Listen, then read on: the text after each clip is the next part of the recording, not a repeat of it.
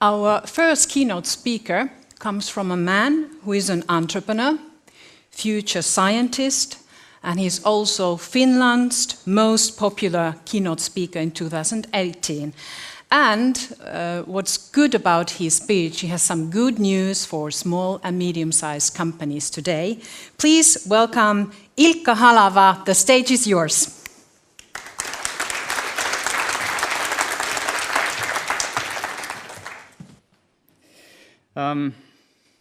Dear guests, I'm really happy to be here. Thank you for having me here. This is my, I think, 9th time in all this year. And I think that, whenever I come here, a little bit of the northern strength kind of, enters to the sleeves and makes me stronger. And that's why I'm happy to come here once again. Thank you so much. This photo here is from my TEDx speech in Morocco, in Marrakesh, this spring. Now, most of you might think that it's a picture of me talking, giving a keynote speech, but that's not the case. The case is that what you see in this picture is 250 Moroccans basically doing collective thinking. And that's the key thing in every sense when we are creating the next world, the next societies, the next anything. We have to have these kind of sessions for collective thinking, because this is the only base where we can see that yes, the new normal somehow takes major steps. And situations like these, well, I have them. I have a lot of them, and it means that per year, something like 30,000 people are doing something like this. They are thinking collectively, and it's an honor to be kind of in a role leading this kind of thinking, because it has proven to be very efficient. Now, looking at the topic of the next level systems is that we have to understand what we have to do as mankind, as Finns, as a part of this northern Finland society here. Let's look at the world. We will definitely go to a world where you have intelligence everywhere. Things that are sensing, they are connected. But we will slowly enter an era where we produce only things that are used, and vice versa. We will use everything that we produce. We will stop producing stuff and hoping that there will be some kind of usage. The main idea of understanding the actual theme for us is not climate change, is the sustainability crisis of planet. The fact is that if a young baby girl is born this year, her life expectancy will be in years, it will be 102, which is more than the planet has if we don't change our systems. So it's no wonder that we don't see that many babies. We see the clear decrease in the amount of babies born every year. This is the only logical solution of people who have a heart, who have, the soul to think about people's future. But we can change that future. We can understand that if we look at our systems at the moment, the systems are, well, systems of this year. But if we look at the next systems, we should understand that the actual thing we have to do is to change every single system that we have now to the next level systems. We should understand that that we are heading towards the new transportation system, the new production system, education, finance, energy, retail, food, health. We have all the tools that we need for these next level systems. All the innovations, all the stuff that is needed in order to build them, they have been invented during this decade. The next decade will mean that we are going to, fast forward, create the next systems. If we take an example in transportation, we are looking at fast railway systems. We are looking at autonomous cars and buses, planes. We have ferries.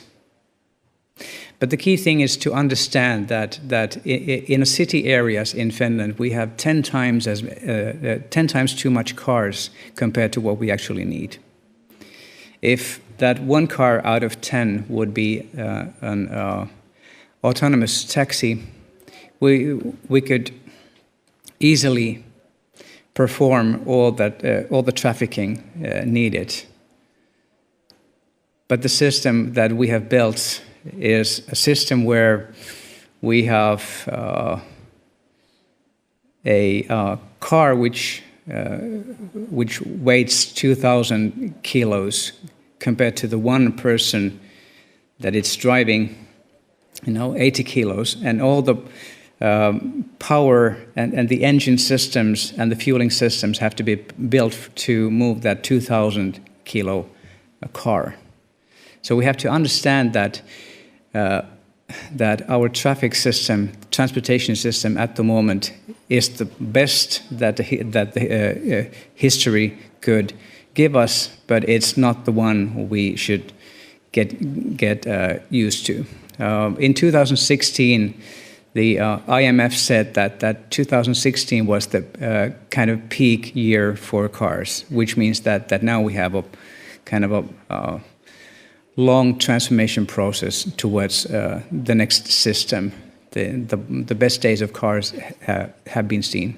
We have 4 times too many buildings compared to what we actually need in Finland. We keep building new and new buildings, and we don't use the ones that we have built. We have now at the moment 170,000 empty locations, empty buildings, and 130,000 of them have been empty for more than 3 years. We have to understand that when we build something, we have to use it. When we need something, we have to build it for the use.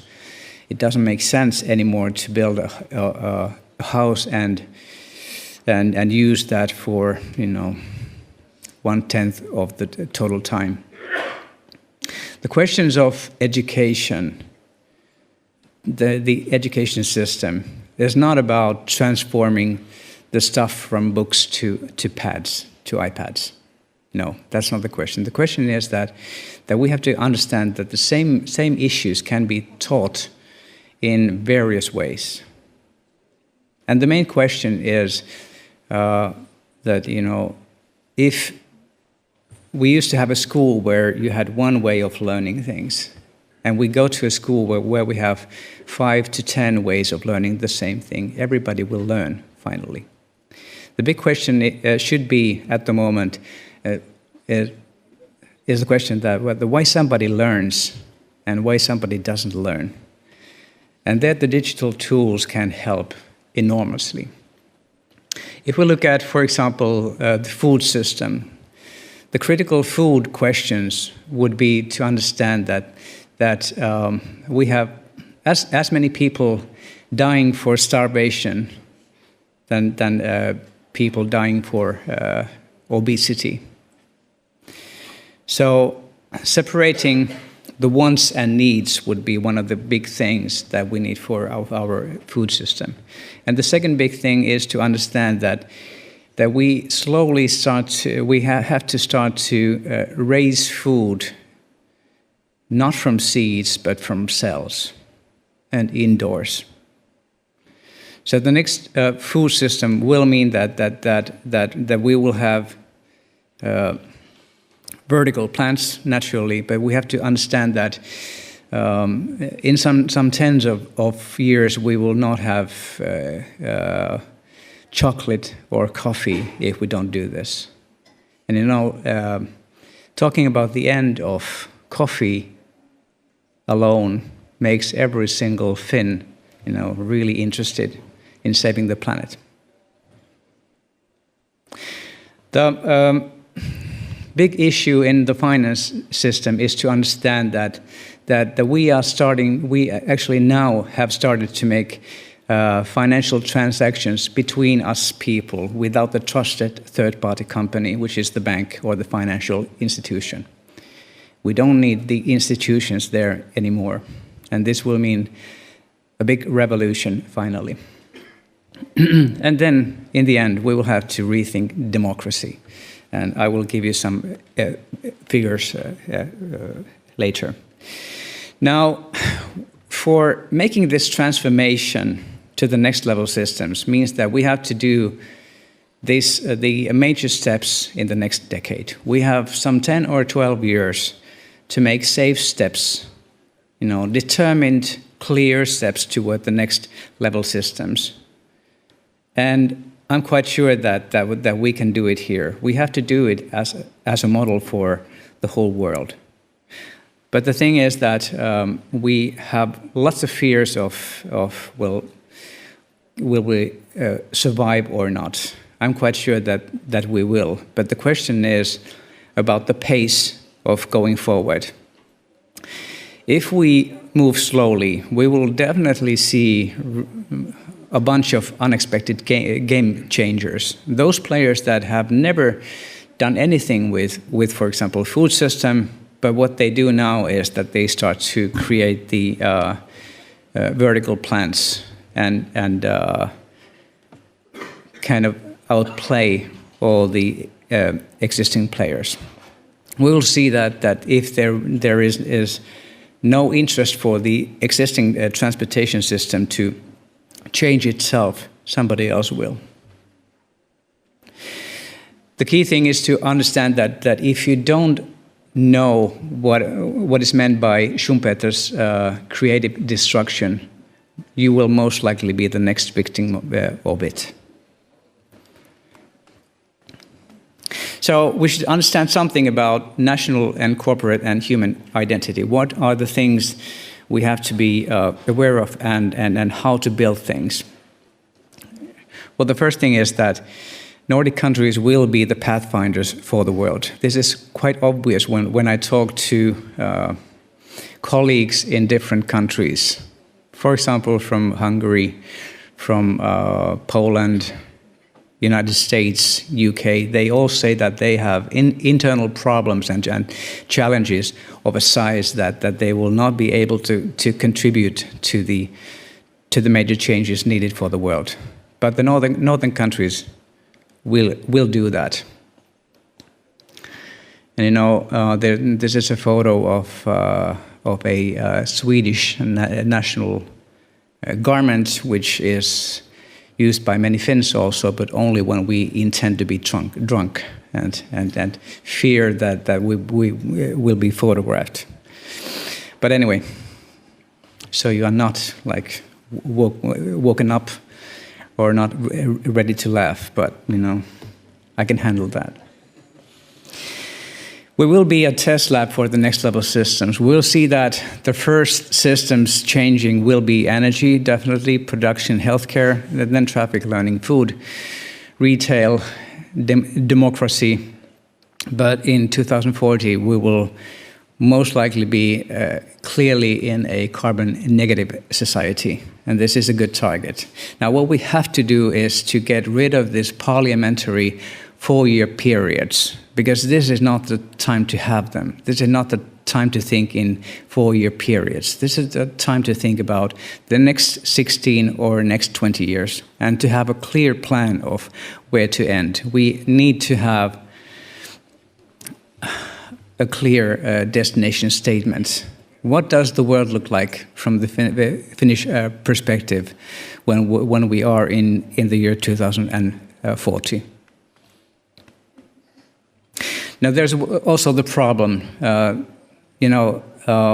The early bird catches the worm is not my favorite slogan, although I'm a futurist. The second one is, the second mouse gets the cheese.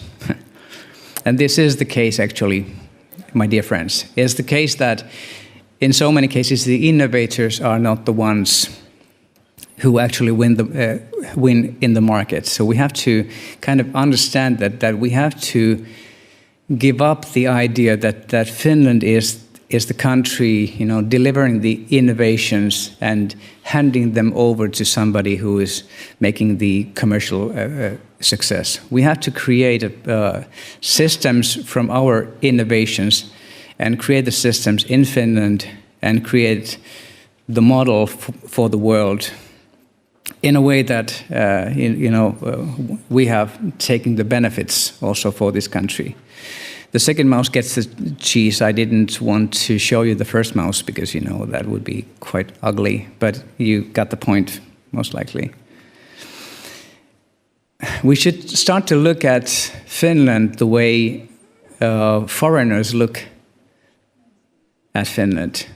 How the world sees Finland is a whole different story than what we have here. We think that so many things are not so many things are kind of unfinished, unprepared. They are somehow broken or this and that. But the thing is that the world sees the possibilities of a small, organized country which has a really good education system, which has a strong model. It has really a lot of social benefits in this country, and no wars or no, let's say, societal problems. This is the country where the big steps can be taken. Many futurists around the world say that the next level systems will be created in a small country which is really organized and has good systems as a basis for the next steps. And that's why the top 5 countries in the world to create the next level systems are actually Finland, Denmark, Estonia, Norway, and Sweden in this order. So that's why when I went to Morocco, for example, people start to applaud because I come from Finland. There were lots of students that actually traveled 8 years from Tangier to ask questions concerning education because I'm from Finland. So it's not my person, it's the thing that I'm a Finn. So we should understand that we have lots of people following Finland, but there are lots of people who would also like to invest in this country. One of the key things is that the next level systems will be delivered in countries where there's a big coherence, where people trust each other. And the leading countries in this sense in Europe are Finland and Denmark.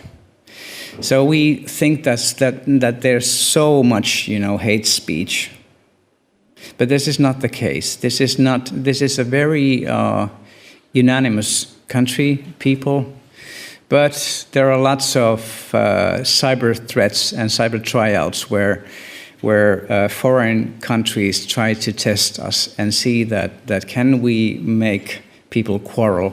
Can we make people fight? Can we raise hatred in a country like Finland? So please keep in mind that this is not the way we actually are. This is the way we react when we are tested.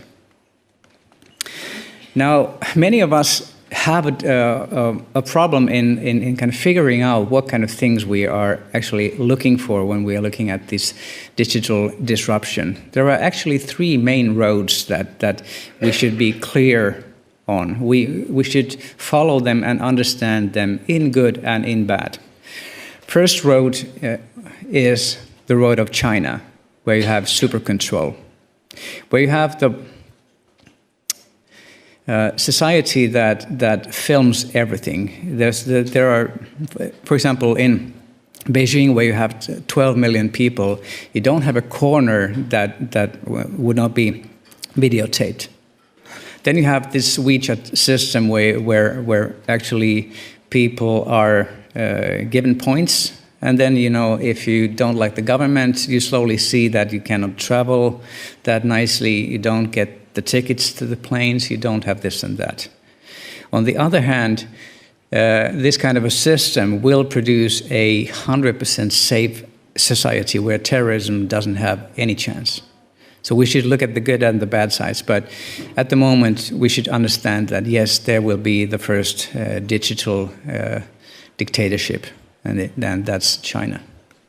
Now the second route is taken by the US, which means superconsumption, which means that if I say something about traveling to Croatia, for example, next summer, there will definitely be some travel ads on my feed in Facebook and in Instagram, for example. And this is simply because US wants to kind of deliver everything that I could dream of. The companies would like to understand exactly what would be the things that I would, give my dollars for. The thing is that, the good side is that the world and the offerings are slowly targeted to us. They are meaningful to us. We will see the end of basic advertising. It will be dead soon. But the bad side naturally here is that there will be overconsumption, and then there will be naturally the kind of a cell type of organization where if you dream about the same kind of things, then you end up in a bubble with some people, and then the bubble strengthens. The third road is to understand that it's the road chosen by Finland, and we are heading towards a super society. The combination of artificial intelligence and data can be used in three different contexts, three different targets. And our target is to create a society where AI and data serves our logistics systems, our food systems, our health systems, and every single system, so that we can reduce the costs and give the good to all people in this country. We will slowly enter an era where we can see that it would make more sense to be unemployed in Finland than a millionaire in some other country, because our swimming halls have slowly turned into spas. Our libraries are like Oodi, places where you can hang out in a very inspiring atmosphere, where you simply don't need the money. You don't just need the money to live a really full and interesting life. So this is the route that we have chosen, and this is the way the world sees us. So Finland is far more bigger in the eyes of the world than we think. And this is something we should understand. A couple of things about human identity, some threats, something that we have to understand. We might have a huge battle of facts, of a fact-based life, a fact-based development, because like the MIT researchers understood, a false story reaches 1,500 people 6 times quicker than a true story. We have not understood thoroughly what this actually means. It means that, if we just, might have a prime minister that doesn't care about facts, or if we would have a doctor that, somehow says that, I don't care about facts, or or stuff like that, then we are in great trouble, because we have to defend the fact-based way of living, because that's one of the key things that Finland has been good at. Now the second threat is as big as the first one. On human identity level, it's good to understand that one of the major research outcomes was this one. In 2017, 70% of older generations regard democracy as an essential value, but younger generations only 30%. People, dear friends, we are in a situation that we don't have that much time. In 12 years, we have to go to the next level systems. Now, if we look at younger people, younger generations, they see the slowness of democracy and the fast results of dictatorship at the same time. They see that when Chinese leader says that I want a new city here with the new systems, it takes 5 years, and it's there, it's up and running. And in Finland, our healthcare system renewal takes 20 years, and we are still not there.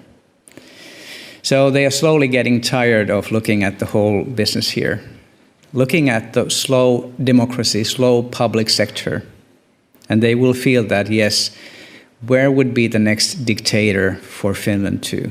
So there's the rise of dictatorship, and we will see this in the European Union election this month. We will see the rise of the need for somebody who really, makes fast-forward moves to different countries. That's why we will have to understand a couple of things too. First of all, we will have a golden era for entrepreneurs. Entrepreneurs they are fast. They will be fast. They will be, they will see this huge window of opportunity. Everything we need has been invented this decade, and the next decade is for making it the new normal. And this will be done by entrepreneurs. The second thing is that younger generations might also see that if they are thinking about going to a normal workplace in an institution or public sector organization, compared to being an entrepreneur, it just might mean that if they choose to be entrepreneurs, they are really making the change faster, which slowly will mean that being an entrepreneur is the morally better choice compared to normal employment. So this might just mean that if we are in this room, many of us are entrepreneurs. It just might mean that the whole idea of what entrepreneurship means will be changed to good. We should also understand that we are looking at a world which is not that material, and these figures are, I think, tremendously interesting. Younger generations will not buy things. They will look for experiences. And they have a strong message for us. They say that instead of owning something locally, please think and experience globally. So owning locally stuff is not that cool anymore. The big challenge for us, systems-wise, is to understand that our schools should have the next normal at the moment up and running. We should teach younger generations to the next level systems, to consume less, in some sense, but basically they should only learn and know that we have circular business models. They should understand that if you build something, it's for total use, it's for usage, not for sales organizations, to store things. We should start to build and consume. Build only those things that we know that we are going to consume.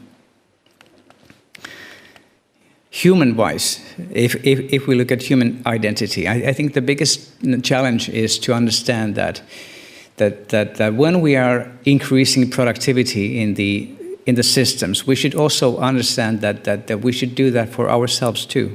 We should look at ourselves as we look at this bar of iron, which, if we simply deliver that as such, it's $5, but if it's made into balance springs for watches, it's worth 300,000. So enhancing ourselves makes sense. Refining ourselves to make sense. We have to understand that it's not about machines, it's about us. Looking at corporate identity questions briefly, we should see that this era means definitely the end of machine imitation. If your job is something that can be automated, please automate it yourself. If your boss doesn't understand to automate that, it's the idea of understanding that machines are not stealing job or work from us. We are stealing work from the machines. 37 to 40% of world labor population, at the moment feel that their job is totally worthless. It's totally meaningless, and that is simply because they are stealing jobs from machines. They should be moving up in the value circle to the next stage, jobs.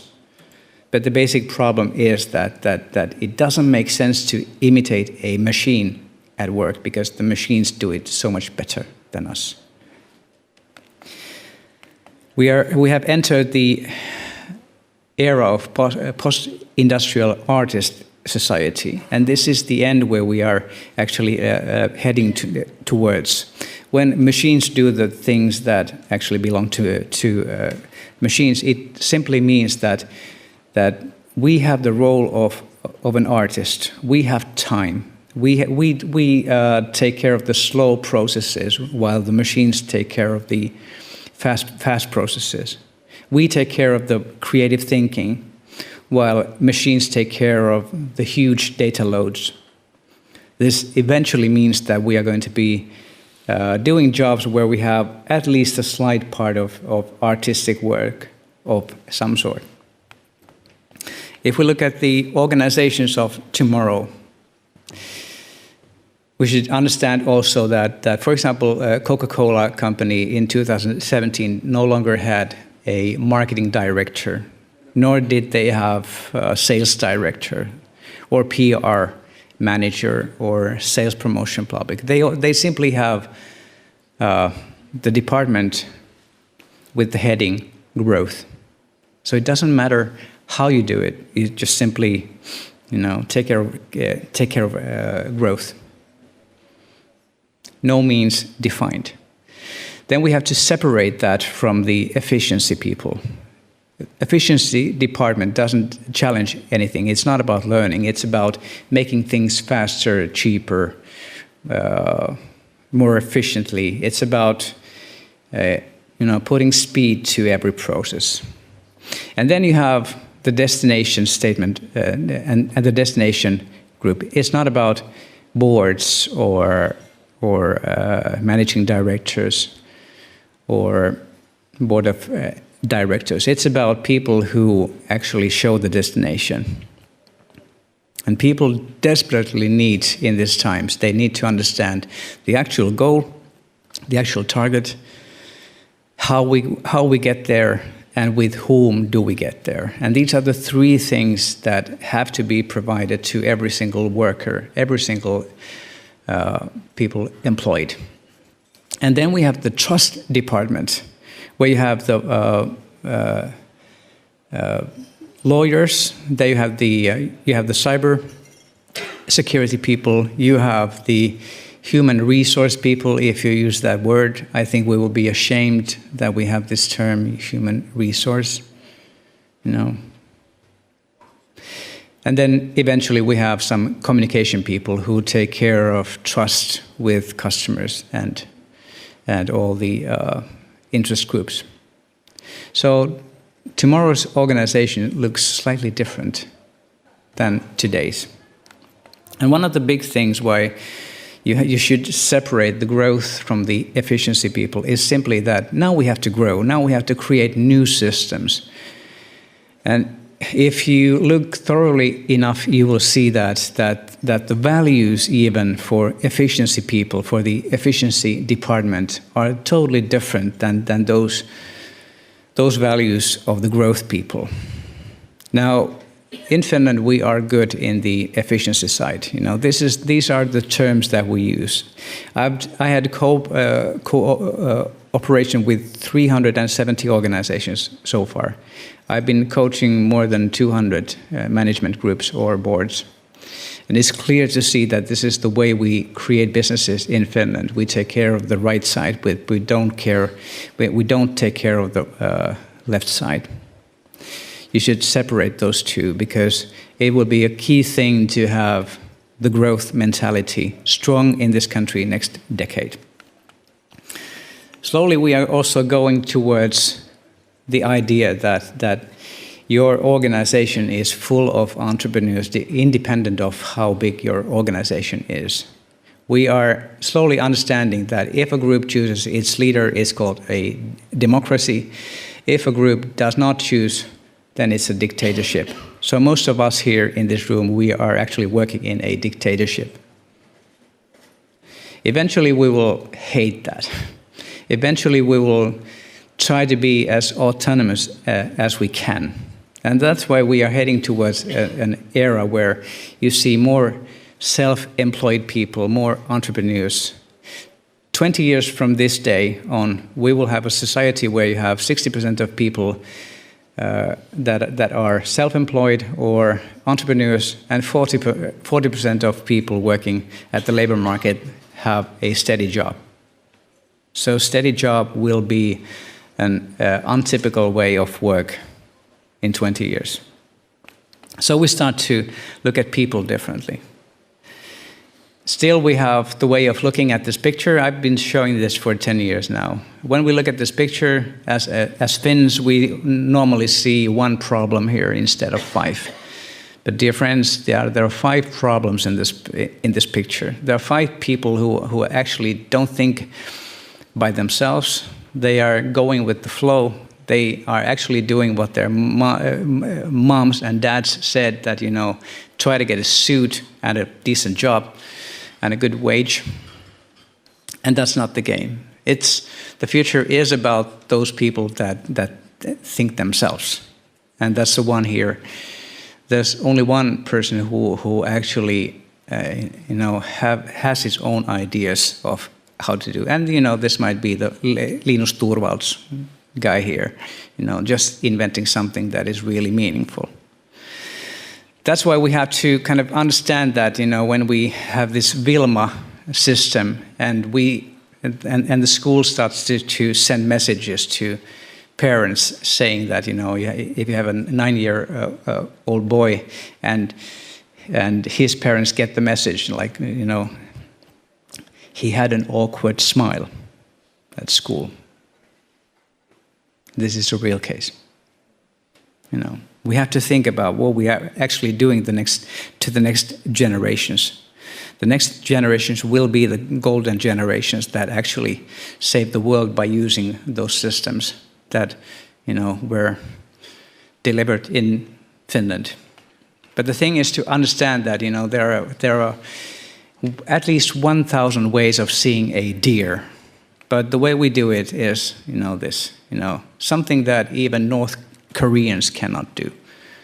We see the deer only in one way, and we are trying to work as machines. And this is somehow, you know, the world that we all have been grown up with. It doesn't make sense in the era where when we can't and we shouldn't compete with the machines. There's no idea of trying to copy things. You know, you play Tetris, you know how it works. When you fit in, you disappear. So let's not do that. Be you, the world will adjust. Which means that, you know, we have to find the way of our own productivity, our own way of of giving major contributions. It's a total different employment market that we are looking for. Now, finally, just an idea, because we like to understand something about the material systems too. Think about molecule identity. The molecule itself does not know that it's waste. It actually, doesn't have the idea that, that I am waste. I am something that I'm a negative thing here. The problem is that we name something, we give them names like, now you are waste, these molecules, you are now waste, so you are a problem. Which simply means that if we have this kind of thinking, we have stopped planning,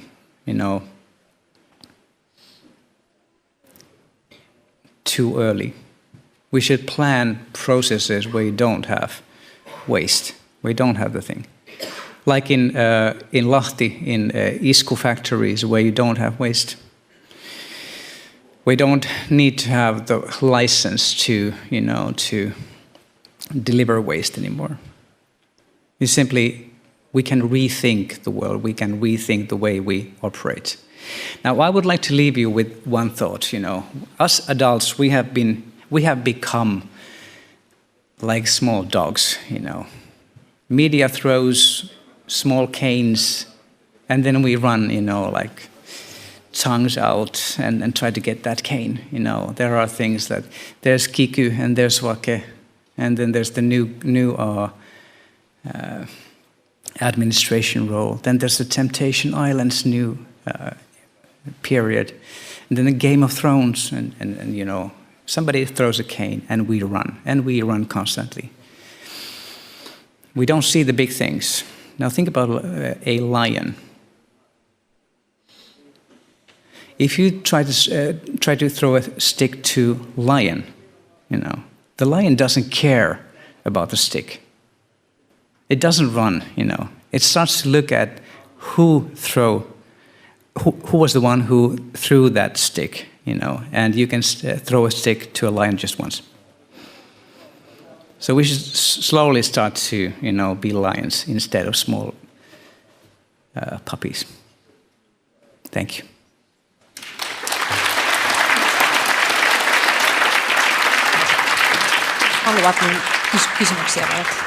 Thank you very much, Ilkka. Are there any questions in the audience? Because we have a catchbox a microphone for your questions, and Ilkka is happy to answer them. One question from the audience? Early in the morning, Finns are not the bravest ones. Well, based on your presentation, I have a question. Your promise that you have good news for the small and medium-sized companies. If you could pick and choose, what's the most important thing they need to do in order to win in the systemic change that you were describing? What the audience and the entrepreneurs need to do? Well, the answer is clearly to understand the big picture and the huge window of opportunity. Even legislation delivers now possibilities to enter markets fast, or even like in the drone legislation, we have we actually got a 2 years period of creating the market smarter before Europe. So it definitely means that as entrepreneurs, we are the ones that are able to create systems fast. We are able to create components fast. We should start to understand the big picture of what the systems look like. And here, being a Finn is a really good thing, because we understand the whole pictures. We understand the whole ideas of the next systems. Therefore, I'm quite sure that we will see lots and lots of breakthroughs, system breakthroughs in northern Finland, done by you here in Oulu. Thank you, Ilkka. Thank you. Ladies and gentlemen, you can, thanks for the applause. Yes, there's a question. Yes, there is one question more. Sure. Do we have the catch box? Catch box. To the front. And keep it close, please. Hello. Thank you very much for you. It's very interesting heard about it. What is our future is. What do you think about it? Now we are here in Oulu, and what do you think about it? What is our what kind of future we have in this area? And example, because nowadays we have much more less children what we have had a few years ago. Example. Well, the answer concerning children and having more babies is the same for the whole country, which actually means that by creating the next level systems, we will see the rise in the amount of babies. When we see hope, we will see more babies. And we have to understand that if we are like, plus 50 or something, we see this world as a steady world, because we will not be here around 2070. But everyone who definitely will be there will not be interested in creating big families. But the thing about Oulu is that this is, from my perspective, this is the second capital here in Finland. This is the place where most likely companies and people will move to. This is the place where you have the whole setting. In so many cities, I worked with so many. You have like nice starts. You have good beats. You have something which is really promising. But Oulu has, in this area, you have, I think, everything you need to have for independent system creation, and this is typical only for Oulu. Thank you very much, Ilkka. And you can follow Ilkka in Twitter, Ilkka Halava, simply.